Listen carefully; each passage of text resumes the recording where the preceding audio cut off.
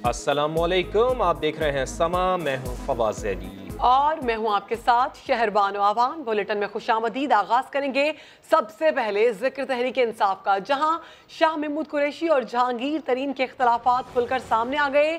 शाह महमूद कुरैशी ने जहांगीर तरीन के मीटिंग्स में बैठने पर एतराज उठा दिया। कहा अदालत ने जहांगीर तरीन को नाअहल करार दे रखा है। वो सरकारी मीटिंग्स में बैठते हैं तो अपोजिशन उंगलियां उठाती है, मुखालिफिन को प्रेस कॉन्फ्रेंस का मौका मिल जाता है, लोग बातें बनाते हैं। उन्होंने जहांगीर खान तरीन से दरख्वास्त की है कि वो ज़रा पीछे रहा करें। शाह महमूद कुरैशी लाहौर में प्रेस कॉन्फ्रेंस कर रहे थे। जहांगीर खान तरीन की बेपनाह खिदमत है मेरे भाई। सोचिए, जब आप सरकारी मीटिंग्स पर बैठते हैं तो फिर मरियम औरंगजेब साहिबा को प्रेस कॉन्फ्रेंस का मौका मिलता है। 62(1)(f) अगर नवाज शरीफ साहब पर लग जाता है तो हम कहते हैं कि ओहदे के अहल नहीं है, ना पार्टी के न सरकार के, और आप तहरीक इंसाफ के मुखालिफिन को मौका दे रही हैं इसको एक्सप्लॉइट करने का। इस वक्त जब आप आगे बैठते हैं तो आप इस वक्त के चीफ जस्टिस जनाब आसिफ सईद खोसा के फैसले की तस्दीक होती है कि वो उस बेंच के सरबराह थे जिन्होंने फैसला सुनाया था। शाह महमूद कुरैशी के बयान पर जहांगीर खान तरीन का रद्दअमल भी सामने आ गया है। जहांगीर खान तरीन का कहना है कि वो जहां भी जाते हैं वजीर आजम इमरान खान की मर्जी और ख्वाहिश पर ही जाते हैं। PTI के सीनियर रहनुमा का मजीद कहना था कि वो सियासी मामलात पर सिर्फ और सिर्फ वजीर आजम को जवाबदेह हैं। पाकिस्तान की खिदमत उनका हक है और इस हक को शाह महमूद समेत कोई भी इनसे छीन नहीं सकता। इसी पर बात करते हैं। हमारे साथ मौजूद हैं अहमद वली साहब, भी हमें ज्वाइन कर चुके हैं, और अदनान आदिल साहब भी हमारे साथ मौजूद हैं। अहमद वली साहब, आप ये बताइएगा कि जहांगीर खान तरीन और शाह महमूद कुरैशी के दरमियान इख्तलाफात तो थे, ये तो बात तय है, लेकिन अब ये इख्तलाफात खुलकर सामने आ गए हैं, यानी बीच चौराहे पर हंडिया फूट गई है। जी बिल्कुल, ये एक्चुअली तो पहले भी एक दूसरे के खिलाफ बोलते रहे। इलेक्शन से पहले भी दोनों में इख्तलाफात खुलकर सामने आ चुके थे, लेकिन इस मरतबा देखें वज़ीर ख़ारजा हैं शाह महमूद कुरैशी और बड़े एक्टिव नज़र आ रहे हैं। सिंध में भी और पंजाब में भी आए रोज़ वो फंक्शंस को अटेंड कर रहे हैं और जलसे भी कर रहे हैं और इमरान खान के साथ साथ फिर रहे हैं। लेकिन आज उन्होंने मौका जो समझा मुनासिब के वो बात करें जहांगीर तरीन के ऊपर, क्योंकि वो काफ़ी जो कैबिनेट की मीटिंग्स हैं इस्लामाबाद में, लाहौर में भी काफ़ी सारी जो मुलाकातें उनकी होती रहती है और मीटिंग्स में वो बैठते हैं और काफ़ी सारे फैसले जो है वो खुद देख रहे होते हैं। और पंजाब में भी और KP में भी, ख़ास तौर पे पंजाब में जो ज़रूरी पॉलिसी बन रही है उसके ऊपर जहांगीर तरीन जो है काफ़ी मीटिंग्स उन्होंने चेयर की हैं। तो अब ये जो शाह महमूद कुरैशी साहब ने कहा कि ये जो फैसला था सुप्रीम कोर्ट का जिसके तहत वो नाअहल हुए थे, तो उसकी तस्दीक है। ऑब्वियसली वो उनका ये कहना है कि इमरान खान की मर्जी के बगैर वो कहीं नहीं जाते। तो ये जो अगर तज़हीक या कोई इस तरह की बात है तो उन्होंने अपनी क़यादत को बिल्कुल एतमाद में रखा हुआ है। अगर उनकी तज़हीक हो रही है तो वो इमरान खान का फ़ैसला है, इमरान खान तज़हीक कर रहे हैं, जो सुप्रीम कोर्ट का फ़ैसला है। ऑब्वियसली जो सियासतदान हैं उनकी कोशिश होती है कि वो इस तरह की जो फ़ैसले होते हैं उनको नापसंद भी करते हैं, उनको मानते भी नहीं हैं, लेकिन ऑब्वियसली लेकिन सुप्रीम कोर्ट का फ़ैसला जो होता है उसके ऊपर अमल दरामद भी करना होता है, वरना तौहीन अदालत भी हो सकती है। अगर ये ज़्यादा वाज़े तौर पर वो सामने आएंगे जहांगीर तरीन तो मे भी तौहीन अदालत का भी नोटिस लिया जाए सुप्रीम कोर्ट की जानिब से। दूसरी तरफ यह हुआ कि जब जो ही उन्होंने बातचीत शुरू की इस जहांगीर तरीन के ख़िलाफ़ तो PTV ने क्योंकि लाइव कवरेज चल रही थी तो एकदम से उन्होंने इसको कट कर दिया। और मेरा ख्याल है कि जो ऐसे लोग बैठे हैं जिन्होंने मुनासिब नहीं समझा कि शाह महमूद कुरैशी जो हैं इस तरह की बात कर रहे हैं, एक बड़े लीडर हैं पाकिस्तान तहरीक इंसाफ के, तो ये जो अंदरूनी चपकलिश है वो आज खुलकर सामने आई है, क्योंकि जो पाकिस्तान तहरीक इंसाफ के अंदर जो सामने आ गए। अहमद वलीद साहब, अदनान आदिल साहब, इस पर शाह महमूद कुरैशी के बयान पर जहांगीर तरीन का रद्द-ए-अमल भी सामने आ गया। उन्होंने कहा है कि सियासी मामलत पर मैं सिर्फ वज़ीर आज़म का जवाबदेह हूँ और पाकिस्तान की खिदमत करना मेरा हक है और मैं करता रहूँगा, शाह महमूद कुरैशी से पूछकर नहीं मुझे करना। तो क्या जो शाह महमूद कुरैशी ने नुक्ता उठाया है, जो उन्होंने बात की है, कि जवाब सही है उनका, समझते हैं आप जहांगीर तरीन? देखिए, शाह महमूद कुरैशी ने जो बात की है असूली तौर पे बिल्कुल दुरुस्त है। जब जहांगीर तरीन को सुप्रीम कोर्ट, जो पाकिस्तान की आला तरीन अदालत है, उसने नाअहल करार दे दिया है, तो किसी सूरत भी उनको कोई भी अवामी ओहदा रखने की इजाजत नहीं है और वो कानूनी तौर पर गलत होगा, लेकिन वो डी फैक्टो तौर पर यानी बगैर कोई ओहदा रखे वो सरकारी मीटिंग्स कर रहे हैं, ये भी एक गैर कानूनी बात है। मेरा ख्याल है कि इसके ऊपर जो है कोई भी शख्स अगर अदालत जाए तो कार्रवाई हो सकती है। हुआ ये है कि जहांगीर तरीन का जो रोल है पंजाब में वो कुछ दिनों से, और हम देख रहे थे कि वो बढ़ता जा रहा है। इस बात की वजह से यकीनन शाह महमूद कुरैशी जो कि उनके राइवल हैं और दोनों मुल्तान की जो लोकल पॉलिटिक्स है उसमें एक दूसरे के हरीफ हैं, उनको तशवीश हुई है कि जहांगीर तरीन जो है वो पंजाब की हुकूमत को आहिस्ता आहिस्ता कंट्रोल कर रहे हैं, तो इसलिए उन्होंने खुलकर ये बात करने की जरूरत महसूस की। वरना वो पार्टी के अंदर भी ये मसला उठा सकते थे, लेकिन उन्होंने बहुत ज्यादा फ्रंट फुट पर जाकर वो खेले हैं और अब इमरान खान को ये मामला सुलझाना पड़ेगा। लेकिन एक बात जरूर है कि शाह महमूद कुरैशी ने जिस तरह आज बहुत खुलकर जहांगीर तरीन के सरकारी मीटिंग्स करने पर तनकीद कर दी है, उसके बाद शायद अब मुमकिन नहीं रहेगा कि जहांगीर तरीन जो हैं वो सरकारी मीटिंग्स में बैठें। उनको वो हो सकता है कि बैकडोर रहकर कोई बात वो अपना रोल अदा करते रहें, लेकिन खुलकर सरकारी मीटिंग्स में बैठना अब उनके लिए शायद मुमकिन ना रहे। जी अच्छा, अहमद वली साहब आप ये बताइएगा कि ये बात ज़बान ज़द-ए-आम है कि सूबाई असम्बली की नशिस्त से जो शिकस्त हुई थी शाह महमूद कुरैशी को, उसमें कुछ ना कुछ दाल में काला ज़रूर है, चूँकि जिस शख्स ने सूबाई असम्बली की नशिस्त से शिकस्त दी थी शाह महमूद कुरैशी को, वो तो ख़ुद जीतने के बाद पाकिस्तान तहरीक इंसाफ में शामिल हो गया। और कुछ लोगों का ये भी ख्याल है कि शाह महमूद कुरैशी को इसी वजह से सीट नहीं जीतने दी गई कि वो कहीं वज़ीर आला पंजाब ना बन जाएँ। तो इसकी भी कुछ ना कुछ शाह महमूद कुरैशी साहब को इसका मलाल है, इसी वजह से उन्होंने खुल के इजहार कर दिया जहांगीर खान तरीन के खिलाफ। देखिए, सियासी अदावत तो है दोनों रहनुमाओं के दरमियान, मगर एक बात है कि अगर इमरान खान चाहें तो शाह महमूद कुरैशी को दोबारा से सूबाई असम्बली का इलेक्शन लड़वा कर चीफ मिनिस्टर बना सकते थे। इसका मतलब इससे ज़ाहिर है कि इमरान खान नहीं चाहते थे कि वो भी शाह महमूद कुरैशी वज़ीर आला बने पंजाब के। दूसरी तरफ एक बड़ा डिलेमा है पाकिस्तान तहरीक इंसाफ के अंदर कि उनकी जो आपस में जो मुखालफत है अपने रहनुमाओं की, उसकी वजह से पार्टी को बड़ा नुकसान हो रहा है और इलेक्शंस में भी काफ़ी नुकसान हुआ। बहुत सारे ऐसे इलेक्शंस हमने देखे हैं जिसमें अगर जो एक बंदे ने अपने सपोर्टर को सीट जो है दिलवा दी है, तो दूसरा जो पीटीआई का सपोर्टर है, बड़ा जो मतलब उस इलाके का लीडर है, तो उसने मैक्सिमम कोशिश की है कि वो जो राइवल कैंडिडेट है अपनी ही पार्टी का, उसको हरवाने में, यानी कि बहुत सारे ऐसे वाक़यात हैं जिसमें ओकाड़ा की मिसाल है, जहां पर जो जिसको टिकट मिली तो उसको अशरफ सोना को टिकट दी गई, लेकिन जो उनका राइवल था वहां पे पार्टी के अंदर ही उसने अपने सपोर्टर्स को मना किया कि वो अशरफ सोना को वोट ना दे, जिसकी वजह से अशरफ सोना जो है उनकी ज़मानत जब्त हो गई और वो बुरी तरह इलेक्शन हार गए।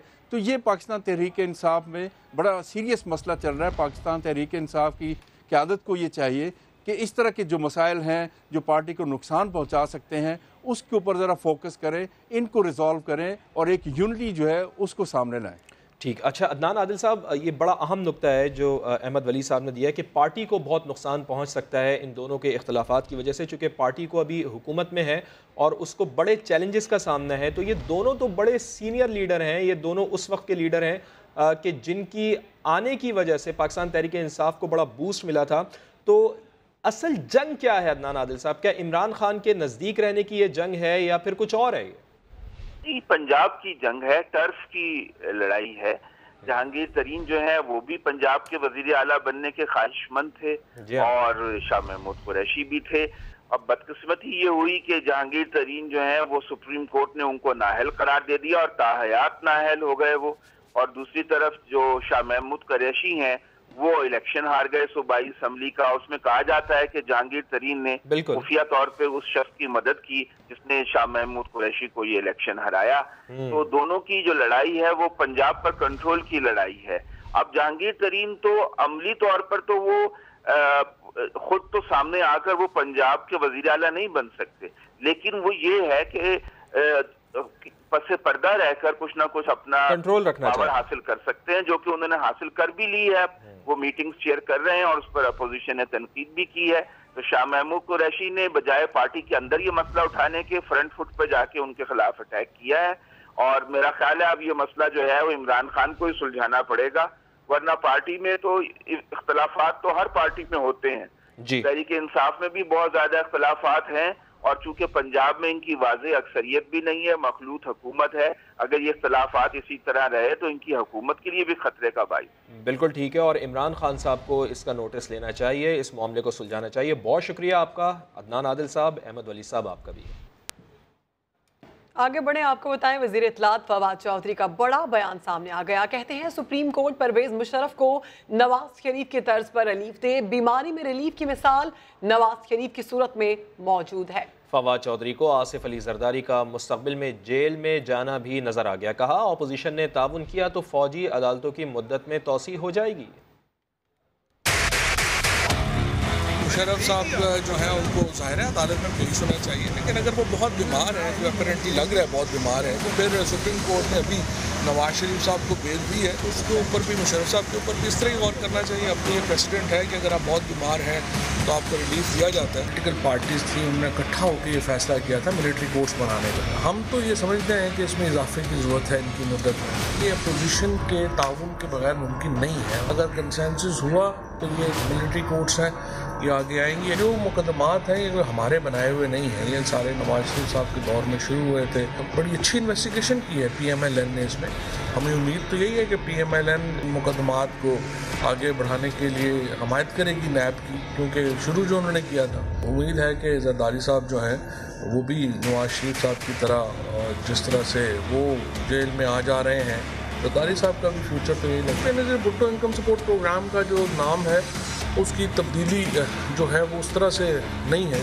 अब हम एक नया प्रोग्राम हमने लॉन्च किया जिसका नाम है एहसास और कफालत। अब बड़े होंगे प्रोग्राम, उनके नीचे बिस भी चलेगा, ज़कात फंड भी चलेगा, बैतुल माल भी चलेगा।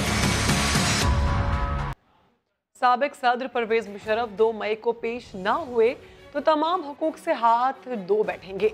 सुप्रीम कोर्ट ने संगीन गद्दारी केस में बड़ा फैसला सुना दिया। गैर हाजिरी की सूरत में ट्रायल कोर्ट को रिकॉर्ड के मुताबिक मेरिट पर फैसला सुनाने का हुक्म। चीफ जस्टिस ने रिमार्क्स दिए, संगीन गद्दारी मामूली जुर्म नहीं, मुल्जिम जानबूझकर पेश न हो तो उसको फायदा नहीं उठाने दे सकते। इस्लामाबाद से रिपोर्ट करेंगे आपको जुल्करनैन इकबाल। बहुत हो गया, 2 मई को ना आए तो हक के दिफा रहेगा, ना ही कोई दरखास्त काम आएगी। परवेज मुशर्रफ के खिलाफ संगीन गद्दारी केस में बड़ी अदालत का बड़ा फैसला। सुप्रीम कोर्ट ने साबिक सदर को 342 का बयान रिकॉर्ड कराने के लिए 1 माह की आखिरी मोहलत दे दी। सुप्रीम कोर्ट में मुशर्रफ के खिलाफ ट्रायल आगे बढ़ाने के हवाले से दरखास्त की समाअत। चीफ जस्टिस ने दलाइल सुनने के बाद फैसला सुना दिया। अदालत ने करार दिया है कि मुशर्रफ 2 मई को पेश न हुए तो इनकी कोई सच्ची झूठी मेडिकल रिपोर्ट या दरखास्त काबिल कबूल नहीं होगी। साबिक सदर आ जाएं तो उन्हें तमाम बुनियादी हकूक मिलेंगे। मफरूर मुल्जिम के कोई हकूक नहीं होते। अदम पेशी पर मुल्जिम के 342 के बयान की जरूरत भी नहीं रहेगी। दूसरी अदालत को इस्तिगासा के दलाइल सुनकर रिकॉर्ड के मुताबिक फैसला सुनाने का हुक्म। समाअत के दौरान वकील सफाई सलमान सफदर ने कहा कि मुशर्रफ वापस आकर अपना बयान रिकॉर्ड कराना चाहते हैं, तो हम जाती जमानत नहीं दे सकता कि वो वापस आएंगे। इस पर चीफ जस्टिस ने रिमार्क्स दिए कि हुकूमत खुद केस को बंद गली में लेकर गई। मुल्जिम की अदम मौजूदगी में ट्रायल गैर आईनी होता है। संगीन गद्दारी कोई मामूली जुर्म नहीं, मुल्जिम जानबूझकर पेश न हो तो उसको फायदा नहीं उठाने दे सकते। कराची में मैट्रिक इम्तहानात के मौके पर नकल माफिया मुतहरिक, व्हाट्सएप पर ग्रुप भी बना लिया। दूसरी जानब इम्तहान ताखीर से शुरू होने पर तलबा परेशान नजर आए। सोनिया शहजाद की रिपोर्ट। कराची में मैट्रिक के इम्तहानात या मुश्किलात ही मुश्किलात। पहले तारीख में तोसी हुई, फिर एहतजाज की वजह से तलबा परेशान रहे और अब पहला पर्चा शुरू होने के लिए घंटी बजी भी देर से। फरहाना गवर्नमेंट गर्ल्स स्कूल में पर्चा 20 मिनट की ताखीर से शुरू हुआ तो तलबा परेशान हो गए। तो फिर अगर लेट शुरू करेंगे तो टाइम एक्स्ट्रा मिलेगा कुछ, या कहोगे आप लोग? ये मिस कह रही है, हम नहीं बता सकते। दूसरी जानिब नकल माफिया इतना मजबूत हो गया कि व्हाट्सएप पर धड़ल्ले से ग्रुप तक बना लिया। एक ने लिखा, अभी तक पेपर शुरू नहीं हुआ, चीटिंग के लिए हल शुदा पर्चा कैसे भेजें? दूसरे ने हंस कर कहा, सर जी इन लोगों को बहुत जल्दी है। नकल माफिया को रोकने के लिए तलबा को कमरा इम्तिहान में मोबाइल फोन्स लाने की इजाजत नहीं। तलबा एहतियात करें, अगर मोबाइल फोन्स लेकर पहुँचे तो छीन लिए जाएंगे। कराची के निजी स्कूल की गफलत, 30 तलबा पहला पर्चा न दे सके। तलबा और तालिबात और इनके वालिदैन गैर यकीनी सूरत हाल और परेशानी में मुब्तला हैं। सिंध हाई कोर्ट का दरवाज़ा खटखटा दिया। मुतासरा बच्चे इस वक्त इरफान उल हक के साथ मौजूद हैं, इन्हीं की जानिब चलते हैं। इरफान, बताइएगा क्या बताते हैं ये बच्चे? आपके साथ ज्यादती हुई, आप क्या हैं? देखें, ये गौसिया पब्लिक स्कूल के स्टूडेंट्स हैं जो काफ़ी परेशानी की हालत में आज यहाँ पहुँचे थे। जब इन्हें आज आखिरी दिन था, पेपर शुरू होने वाला था और इनके एडमिट कार्ड जारी नहीं हुए थे, तो ये परेशानी इन्हें हाई कोर्ट लेकर आ गई और सिंध हाई कोर्ट में उन्होंने एक दरख्वास्त दायर की थी कि ये जो स्कूल इंतज़ामिया है उन्हें एडमिट कार्ड जारी नहीं कर रही। जो स्कूल के प्रिंसिपल हैं, जो स्कूल के मालिक हैं, उन्होंने मुसलसल ये वादे किए थे कि आपका जो है फॉर्म जमा हो चुका है और फॉर्म एडमिट कार्ड जारी कर दिया जाएगा। ताहम जो फ़ोन नंबर उन्होंने दिया था वो भी आज बंद था। इसलिए ये इस परेशानी की हालत में इनके पास अदालत का दरवाज़ा खटखटाने के अलावा और कोई चारा नहीं था। ताहम अब से कुछ देर कबल ये समाअत हुई है इनकी दरख्वास्त की और अदालत ने ये हुक्म दिया है कि तमाम स्टूडेंट्स यहाँ से मैट्रिक बोर्ड ऑफिस पहुँचें और आज ही उन तमाम स्टूडेंट्स के एडमिट कार्ड जारी किए जाएँ ताकि वो अपने जो पेपर्स हैं वो उसमें शामिल हो सकें, उनमें शिरकत कर सकें। जो वकील साहब हैं जो स्टूडेंट्स के, मुनसिफ जान, उनसे हम पूछते हैं कि उनकी दरख्वास्त क्या थी और उनका क्या कहना था। जी, आप बताएंगे मुनसिफ साहब, क्या स्टूडेंट्स का मसला क्या था? देखिए जी, मसला ये था कि ये जैसी जवेरिया बच्ची पिटिशनर है, इसकी तरफ से पिटिशन फाइल हुई कि ये जितने भी बच्चे पीछे खड़े हैं आपके सामने गौसिया पब्लिक स्कूल गार्डन के, इनको आज पेपर जो एक हो गया, मिस हो गया और कल का पेपर भी है, लेकिन इनको एडमिट कार्ड अभी तक इशू नहीं हुआ, जबकि इनकी फ़ीसें हर चीज़ें पे थी, ऐसी कोई बात नहीं थी और उनको आज तक एडमिट कार्ड नहीं मिला। उनको उनके सेंटर्स का नहीं पता कि कहाँ सेंटर पड़ा, उनका पेपर नहीं हो सका आज और कल। ये सारा दिन इनके वालिदैन और ये स्कूल पे बैठे रहे और इसी इसना में आज इस बच्ची की तरफ से एक पिटिशन आई कि जनाब हमें अभी तक एडमिट कार्ड नहीं मिला, जिस पे आज ऑनरेबल हाई कोर्ट ने आर्डर किया है कि आज ही इनको एडमिट कार्ड कंट्रोलर के पास पहुँचें और इशू किए जाएँ, जिस पे अभी ये बच्चे सारे इंशाअल्लाह ताला बोर्ड ऑफिस जाएंगे और वहाँ से एडमिट कार्ड लेंगे। ठीक है, देखिए मैट्रिक बोर्ड ऑफिस को ये हुक्म दिया गया है, तो मैट्रिक बोर्ड ऑफिस के वकील हैं, उनसे पूछते हैं कि अब मैट्रिक बोर्ड ऑफिस क्या करेगा, अब उनके पास क्या चाह रहा है कि आज एडमिट कार्ड जारी हो जाएंगे स्टूडेंट्स के, इनका मसला हल हो सकेगा। बसरूर साहब, बताइएगा क्या आपके पास क्या चाह रहा है? देखें, जब ये मुझे आज जो है जस्टिस मोहम्मद अली मदर साहब ने ख़ास कर बुलाया कि जनाब ये करंट मैटर आ गया है और मैं आया, और आने के बाद मैंने जो है सबसे पहले जो है सेक्रेटरी साहब को फ़ोन किया और मैंने कहा मुझे आप ये बतलाइए कि क्या पोजीशन है। तो उन्होंने मुझे ये बताया कि जनाब स्कूल वालों ने फॉर्म ही नहीं जमा कराए और फॉर्म अभी आज अब पहुँचेंगे, और उन्होंने ये कहा है कि हमारे पास फॉर्म आ गए हैं, हमने प्रोसेस भी डाल दिया है और हम ये सारे बच्चे आ जाएँ, हम इंशाअल्लाह ताला आज ही इनके फॉर्म एडमिट कार्ड इशू कर देंगे और ये कल एग्ज़ाम में जाके बैठ जाएँ। बोर्ड ऑफिस की इसमें कोई गलती नहीं, इसलिए कि फॉर्म जब तक बोर्ड ऑफिस के पास नहीं जाएंगे वो एडमिट कार्ड कैसे इशू होंगे। अब इसमें मैं समझता हूँ कि बहुत ही नेगलिजेंस है बोर्ड ऑफिस ये स्कूल वालों की कि उन्होंने जनाब फ़ीस तो ले ली और उसके बाद जो है फॉर्म नहीं जमा कराया, एग्जामिनेशन फॉर्म, ये उनकी बड़ी गलती है। और इसमें जो है ये 9 तारीख को जो है वो जज साहब ने कोर्ट ने जो है रखा है मैटर 11 बजे, और स्कूल के जो प्रिंसिपल आएंगे और वो एक्सप्लेन करेंगे कि उन्होंने क्या किया है। लेकिन आज बहरहाल ये कि इनको फॉर्म इंशाल्लाह एडमिट कार्ड मिल जाएंगे और कल एग्जामिनेशन में ये बैठ जाएंगे। ठीक है, थैंक यू। ठीक है, देखें, बच्चों का मसला ज़ाहिर है कि अदालत के ज़रिए अब हल हो चुका है और मैट्रिक बोर्ड ऑफिस के जो वकील हैं उनका ये कहना है कि आज हम एडमिट कार्ड जारी कर देंगे। ताहम ये स्कूल इंतज़ामिया की गफलत है जिसकी वजह से ये परेशानी का सामना करना पड़ा, मगर आइंदा समाअत पर यकीनन स्कूल इंतज़ामिया को ये जवाब देना पड़ेगा अदालत में कि ये क्यों हुआ और क्यों बच्चों को परेशान किया गया। सही इरफान, हमें ये बताइएगा क्या स्कूल इंतज़ामिया से आपकी बात हो सकी, उन्होंने क्या मौक़िफ़ दिया अपना इस हवाले से? देखिए, स्कूल इंतज़ामिया मुसलसल गायब है क्योंकि ये जो तलबा के वालिदैन हैं वो भी मुसलसल कोशिश कर रहे थे स्कूल इंतज़ामिया से रब्ता करने की, ताहम स्कूल इंतज़ामिया का अब तक कोई मौक़िफ़ सामने नहीं आ सका है और जो स्कूल के प्रिंसिपल हैं उनका फ़ोन नंबर भी बंद था। कोशिश की है तलबा ने और उनके वालिदैन ने रब्ता करने की, वो मुसलसल गायब हैं। ताहम अभी अदालत को ये बताया गया है मैट्रिक बोर्ड ऑफिस के वकील की जानिब से कि उनके फॉर्म जो स्टूडेंट्स के फॉर्म दिए गए थे स्कूल इंतज़ामिया ने, जो आज का पेपर नहीं उसमें हिस्सा ले सके बच्चे, तो वो कब दिया जाएगा दोबारा? देखें अब जो कल से जो पेपर्स हैं उसमें तो ये तलबा शरीक हो सकेंगे, मगर जो स्टूडेंट्स आज रह गए हैं अपने जो इम्तिहान में शिरकत से, यकीनन उन्हें मौका दिया जाएगा। मैट्रिक बोर्ड ऑफिस इसके लिए कोई राह निकालेगा। उनके वकील यहाँ मौजूद हैं, हम उनसे पूछते हैं कि जो स्टूडेंट आज रह गए हैं, जिनका पेपर आज नहीं हो सका स्कूल इंतजामिया की गफलत से, उनका क्या होगा? देखिए, ये बोर्ड्स के अपने रूल हैं और वो मैं समझता हूँ कि जो ये बच्चे रह गए हैं एग्जामिनेशन में, आज का पेपर भी मैं समझता हूँ चला गया, इनका कल का भी निकल गया, 2 पेपर, ये बहरहाल वो बोर्ड जो है अकॉर्डिंग टू रूल जो है वो इसको डील करेगा। ठीक है, देखिए वकील का तो ये कहना है मैट्रिक बोर्ड ऑफिस के कि वो जो कानून के मुताबिक जो भी कार्रवाई होगी वो यकीनन वो करेंगे। एक स्टूडेंट जो जिनका पेपर आज रह गया है और वो बहुत परेशान हमें नजर आ रही थी, उनसे पूछते हैं। गया है वो कानून के मुताबिक दोबारा दिला दिया जाएगा। निजी स्कूल ने तलबा का मुस्तकबिल दाव पर लगा दिया। 30 से ज़ायद तलबा और तालिबात पहला पर्चा नहीं दे सके। बहुत शुक्रिया आपका इरफानुल हक, आपने हमें तफसीलन अपडेट किया। वज़ीर तालीम सिंध के नकल की रोकथाम के दावे हवा हो गए। सिंध के मुख्तलिफ शहरों में इम्तिहानी मराकज़ में तलबा खुलेआम नकल करते रहे, लेकिन कोई रोकने टोकने वाला नहीं। ये रिपोर्ट देखिए।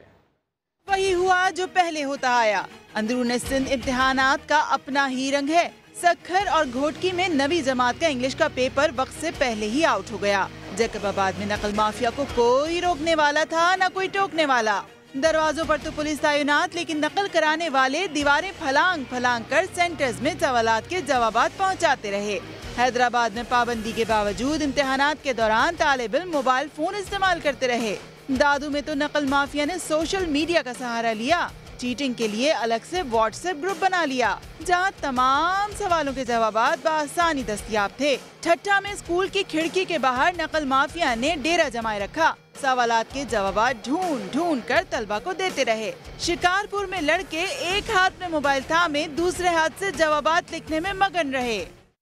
लाड़काना तालीमी बोर्ड के ज़ेर एहतमाम मैट्रिक के सालाना इम्तिहानात का आगाज पहले ही दिन नाकिस इंतजामात का पोल खुल गया। पर्चा आधा घंटा ताखीर से शुरू हुआ। स्टाफ की कमी का भी सामना करना पड़ा। 9वीं जमात का सिंध का पर्चा। लाड़काना के गर्ल्स हायर सेकेंडरी स्कूल में नाकिस इंतजामात। 9 बज गए लेकिन तालिबात को पेपर ना मिला। पेपर तो आधे घंटे बाद शुरू हो गया, लेकिन स्टाफ की कमी को पूरा करने के लिए स्कूल प्रिंसिपल ने बहन को छोड़ने आई लड़की को ही इन्विजिलेटर बना दिया। मैं अपनी सिस्टर के साथ आई थी, उसका पेपर था। मैडम ने कहा कि यहाँ पे कोई टीचर नहीं है, फिलहाल आप इन्विजिलेशन करें, तो इसलिए मैं यहाँ पे। इंतजामिया से सवाल किया तो कहने लगे पहला पेपर है, मसाइल तो होते हैं। ड्यूटी तो लगाई थी सबकी, पता नहीं क्यों अभी तक नहीं पहुंचने वाली होंगी। पहला पेपर है ना, इसीलिए थोड़ी मिसप्लेस हो जाती है। सख्त गर्मी और स्कूल में लाइट ना होने से तालिबात को पेपर के दौरान परेशानी का सामना रहा। महंगाई की मारी आवाम पर हुकूमत ने एक बार फिर पेट्रोल बम गिरा दिया है। पेट्रोलियम मसनूआत 6 रुपये फ़ी लीटर तक महंगी कर दी गई है। पेट्रोल की नई कीमत 98 रुपये हो गई है, जबकि लाइट डीजल की कीमत 117 रुपये तक पहुँच गई है।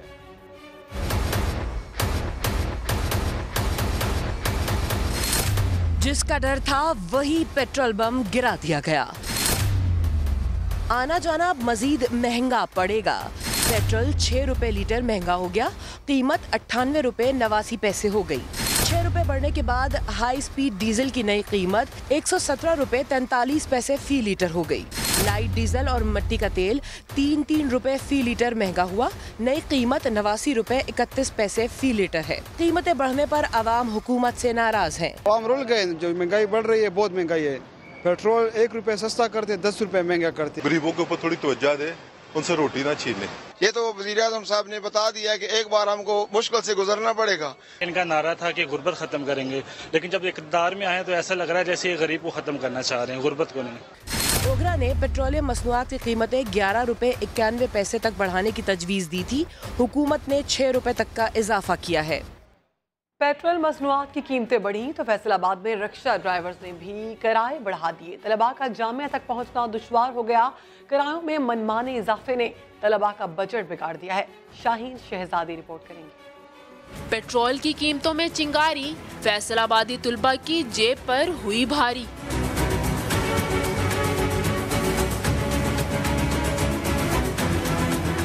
हुकूमत ने पेट्रोल बम गिराया तो रिक्शा ड्राइवर्स ने भी मौके का फायदा उठाया। किरायों में इजाफे ने तुलबा को परेशान कर दिया। हमें रोजाना आने में बहुत मुश्किल होती है, पॉकेट मनी मिलती है वो सारी किरायों में गुजर जाती है। जैसे ही पेट्रोल महंगा हुआ है, सुबह ये रिक्शे वालों ने भी पेट्रोल महंगा कर दिया किराया। हम पहले 100 रुपया दे के आते थे, उन्होंने अब मांगा है कि भाई 150 रुपया दें।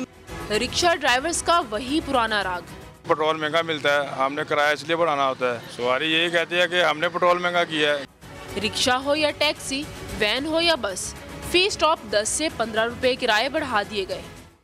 पेट्रोल मसनूआत की कीमतों में इजाफे से जहां तुलबा की जेबें धड़ाधड़ खाली हो रही हैं, वहीं आम मुसाफिरों का भी मंजिल तक पहुंचना दुश्वार हो गया है। कैमरामैन हाफिज अवैस के साथ शाहीन शहजादी, समा, फैसलाबाद। होलसेल मार्केट में चीनी महंगी हो गई। 100 किलो बोरी की कीमत में 300 रुपये इजाफा हो गया। फ़ी किलो चीनी 3 रुपये महंगी हो गई है। मसाला जात की कीमतों में भी 5 से 6% तक इजाफा हुआ। मजीद बता रहे हैं समा के नुमाइंदे अशरफ खान। जिसमें मौजूद है जोड़िया बाजार में, जो यहाँ सर्वे किया है तो डॉलर की कीमतों की भी बातें की जा रही थी और साथ में जो महीने का आगाज़ है उसके बावजूद जोड़िया बाजार में गाहक नज़र नहीं आ रहा है। सबसे अहम वजह बताएं कि जो पेट्रोलियम की कीमतों में इजाफा हुआ है, उसके बाद चीनी 3 रुपये महंगी होकर 60 रुपये फ़ी किलो होलसेल में पहुँच गई और बाज़ार में 65 से 66 रुपये फ़ी किलो फ़रोख्त हो रही है। इसके अलावा मसाले जात की भी बात की है, उसमें भी 5 से 6% का इजाफा हो चुका है। और जो दालों की कीमतें हैं आर्मी मार्केट में उसकी कीमतें कम है तो वो इस्तेहकाम है यहाँ पे। लेकिन जो डीलर्स हैं उनका ये कहना है कि जो इंतहाई महंगाई की वजह से ख़रीदारी नहीं हो रही है और जो मुश्किलात का सामना है, और उसके साथ साथ जो यहाँ पे ग्राहक हैं वो भी नहीं आ रहे हैं। जो माल पड़ा हुआ है यहाँ पे उसके लिए जो बुकिंग है वो भी नहीं हो रही है। जो इम्पैक्ट नज़र आ रहा है, आज गुड ट्रांसपोर्ट ने भी कहा है कि जो किराए में उसमें 8 से 10% का इजाफा कर दिया जाएगा। हुकूमत ने पेट्रोलियम की कीमतों में इजाफा वापस नहीं लिया, तो इस इम्पैक्ट का भी कह रहे हैं 5 से 8% मजीद इजाफा हो सकता है अगर किराए में इजाफा हो गया। जी, होलसेल मार्केट के डीलर्स कहते हैं महंगाई के बायस खरीदार नहीं, ऑर्डर्स भी नहीं मिल रहे। किराए बढ़े तो अशिया की कीमतों में 5 से 8% तक इजाफा हो जाएगा। लोगों के गुजारे नहीं हो रहे, जो किलो बेचारे लेते थे वो 1 पाव लेके गुजारा कर रहे हैं। महंगाई जो है ना वो बहुत ज़्यादा है, हमारे यहाँ मसले मसाइल बहुत ज़्यादा हैं, इसकी वजह से कारोबार ही नहीं है। वजह यह है कि एक तो डॉलर महंगा हो गया और दूसरी बात है पहले 5700 की चल रही थी, अब 59-60 रुपये। अब हम यहाँ से लेके जाएंगे तो 62 या 63 रुपये फ़ी किलो बेचेंगे, इससे ऊपर तो बिक ही नहीं सकती। और फिर दूसरा के काम नहीं है, चीनी का रोज़ का रेट होता है और थोड़ी खपत भी कम है। भाई चीनी होलसेल में इस टाइम पे 60 रुपये हमें मिल रही है, हम 62 रुपये इसलिए बेच रहे हैं कि चलो कहीं गरीबों का वो होगा। मगर यहाँ तो आगे इलाकों में लें तो वहाँ 70, कोई 65, कोई 70, कोई 65 चला रहा है। तो अभी ये इतना ही रेट एकदम बढ़ जाना वो आवाम के लिए मुसीबत हो गई है। पब्लिक क्या करेगी क्या नहीं करेगी। अभी ये पेट्रोल और बढ़ गया है तो इसके भी आप देखें तो इसका भी अभी कोई रम बदल है ही नहीं कोई। अब वो और महंगाई बढ़ेगी, घटने की नहीं है। Welcome back. मुस्लिम लीग नून के रहनुमा मीडिया से गुफ्तगू कर रहे हैं, आपको बराह रास्त लिए चलते हैं।